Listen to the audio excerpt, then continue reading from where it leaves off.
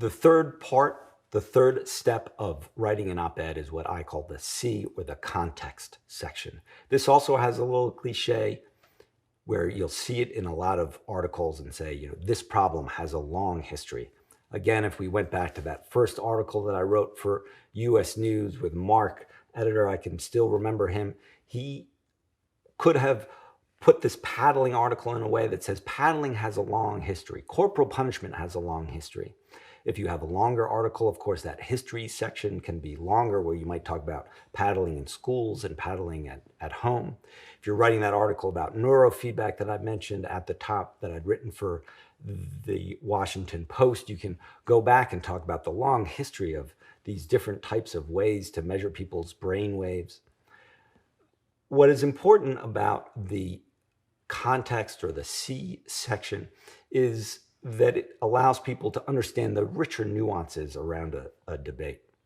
One common theme that we think about op-eds is that we also need to make sure that they're tailored to their audiences, and this context section is a great place to do that. If you're writing an op-ed on paddling, it's going to have a different feel if you write it for a health publication, or if you write it for GQ magazine, where maybe it has sort of a sexual undertone, whether you write it for an education policy debate blog, where it might talk about the nuances of the southern states which continue to want to have their rights and allow people to decide, versus other states where they might take a more centralized approach. And this context section is going to allow you to also think about that audience in a broader way.